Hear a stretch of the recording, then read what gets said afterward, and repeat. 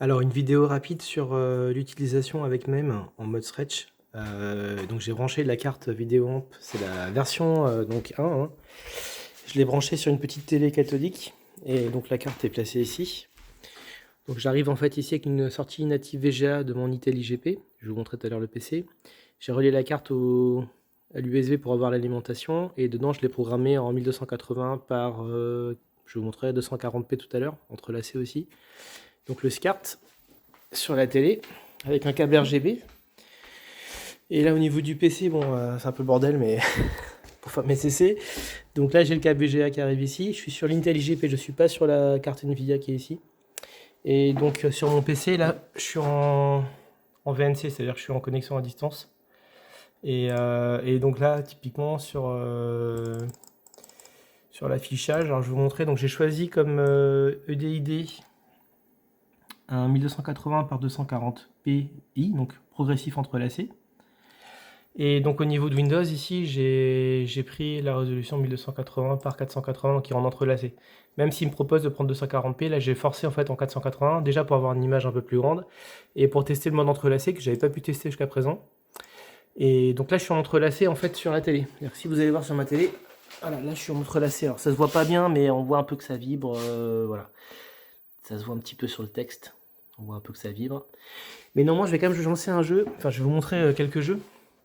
Donc là, typiquement, j'ai pris Carte Fury. Alors, faut savoir que sur même pour stretcher l'image, il faut surtout lui dire de ne pas conserver le aspect ratio. Donc là, j'ai mis 0, de autoriser donc le faire un stretch horizontal. Et là, en plus, j'ai désactivé, j'avais mis avant un filtre donc CRT, le BGFX CRT, que j'ai désactivé. Et j'ai mis en fait le filtre qui s'appelle défaut. Voilà, donc lui, en fait, il sert à légèrement filtrer l'image. En particulier quand l'image, par exemple si votre jeu a une résolution un peu plus élevée ou plus faible, il va stretcher légèrement l'image et donc la lisser. Voilà. Donc il y a aussi il y a un mode qui s'appelle non, mais là ça fait très carré et c'est pas forcément bien. Le default il sort pas mal. Alors je vous montre justement le résultat, je vais lancer Carte Fury. Voilà. Hop. Donc alors normalement, voilà. Donc là on voit que le texte qui affiche ici, c'est le texte qui s'affiche aussi sur mon écran de télé. Alors comme je suis stretché, bah forcément ça stretch un peu l'image. Je vais appuyer sur les touches.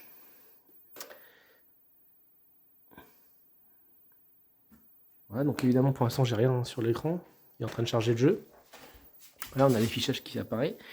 Et là donc malgré le fait qu'on soit en 480, enfin c'est un jeu qui est en 480p, et donc là je suis passé en entrelacé, en fait on voit qu'avec le default, il n'y a quasiment pas de vibration. En fait même il fait l'émulateur même fait un super travail pour lisser l'image, et ça vibre pas du tout, et franchement le jeu, vous allez voir les images, ça sort vraiment super bien. Ça veut dire que voilà, en fait on a vraiment un écran, alors c'est un jeu 480p, mais franchement, la qualité, elle est vraiment bien, quoi. Ça veut dire que là, on a l'impression d'avoir un jeu 480p qui tourne. Même si c'est en fait de l'entrelacé.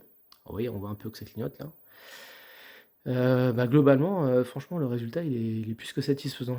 Donc ça veut dire qu'on peut utiliser des télés, même avec des jeux qui sont pas en 31 kHz. Alors qu'une télé 15 kHz entrelacée, ça pourra sortir en fait du 31 kHz, voire je pense du 24 kHz aussi, mais du coup, ça veut dire que ça sera rehaussé par même, quoi. Donc en utilisant le mode entrelacé sur votre ordi.